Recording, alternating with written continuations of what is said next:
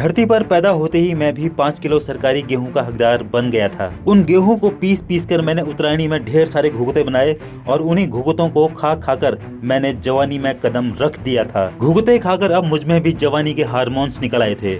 इसलिए अब मैं सारा जीवन कुर्सी में गांड टिकाकर सिर्फ काम नहीं करना चाहता था। मुझ में अब सैर सपाटे के जिन निकल आए थे। अब मैं भी नीले आसमान के नीचे जाकर ढेर सारे डब्लू देखना चाहता था, क्योंकि अकबर के दरबार के एक विश्व प्रसिद्ध लेखक किम ट्रम्प यांग की एक लोकप्रिय पुस्तक लुंड इन गार्डन में सैर सपाटे का उल्लेख किया गया है। इसलिए मैंने अपने बैग में एक पैंट और 5 चड्डियां भरकर जवानी के जोश में लौड़ा पकड़कर होश में निकल पड़ा पहाड़ों की तरफ। शिलाजीत के सेवन से मेरे अंदर अंदरूनी शक्ति आ चुकी थी, जिसकी वजह से अब मैं पैंट उतारकर पहाड़ों को चढ़ने लग गया था। बर्फीली पहाड़ियों पर मेरा ये खतरनाक स्टंट देखकर बड़े बड़े धुरंधरों के एल सिकुड़कर ओ बन चुके थे और बहुतों के तो फुल स्टॉप बन गए थे।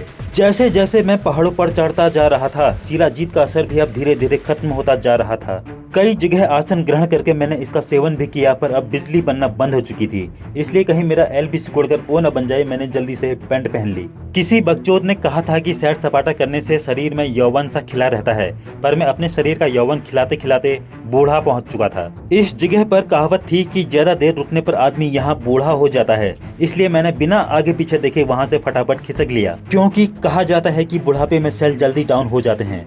लेकिन मेरी टॉर्च में एवरेडी के 2 बड़े बड़े सेल फिट थे, पर वो चाइनीज थे।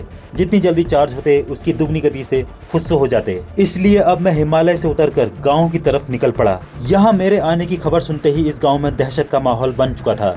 लोगों ने अपने हथियार दीवारों में चिनवा दिए थे, थैनोस की मुंडी दरवाजे पर टांग दी थी और झांट के बाल उखाड़कर सुखाने के लिए छत पर रख दिए थे। मेरी दहशत से यहाँ सभी लोग काम पर लग चुके थे, क्या बच्चे क्या बूढ़े। मजदूरों का खाना यहाँ शाही चूल्हे में पकाया जाता था।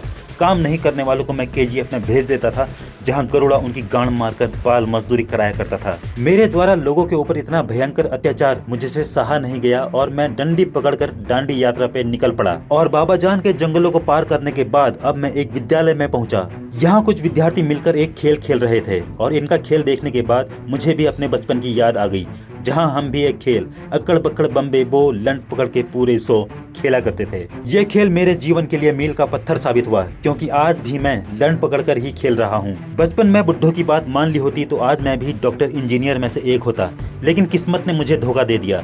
मैं ये सब गहन अध्ययन कर ही रहा था कि एक बार फिर से मेरी नजर चमकते हुए छेद पर पहुंची। लेकिन ये कोई और छेद था। मुझे गुमराह करने की कोशिश की जा रही थी, पर मैं वहां से आगे खिसक कर अपने पुष्पक विमान तक पहुंच गया। लेकिन एक बार फिर से मेरा सामना एक काले छेद से हुआ। ये दृश्य देखकर मुझे एहसास हुआ कि इस बार गांड में सिर्फ उंगली नहीं थी, इस बार गांड में पूरा हाथ दे दिया था।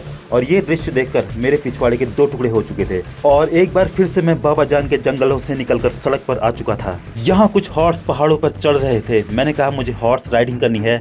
बोले तारे में तो वो पुर्जे ना लगे हैं। मैं एक बार फिर से नीले आसमान के नीचे पहुंच चुका था और मेरे सामने साफ सुथरे पहाड़ चमक रहे थे। इस सफर के दौरान मैं अपने साथ इंच टेप लेकर गया था कि कहीं AIQ मिला तो नापूंगा, पर यहाँ पहाड़ इतने साफ सुथरे थे, मुझे कहीं AIQ मिला ही नहीं। मिली तो सिर्फ लंबी चौड़ी सुरंगें, जिन्हें काटकर पत्थरों पर रखा गया था, जिसे देखकर सारे मुठ्ठलबाजों ने धरती पर आतंक मचाया हुआ था। धरती पर मेरे कसरत करने की जगह नहीं बची थी, इसीलिए मुझे वृक्षों पर चढ़ना पड़ा। स्नोफॉल से धरती के पवित्र होने के बाद ही मैं पेड़ से उतरा और बाहुबली की गांड पर बने पुल से वापस बाबा जान के जंगलों में लौट आए। लेकिन लोगों ने अब यहाँ जंगल में लड़कियों की तस्करी शुरू कर दी थी।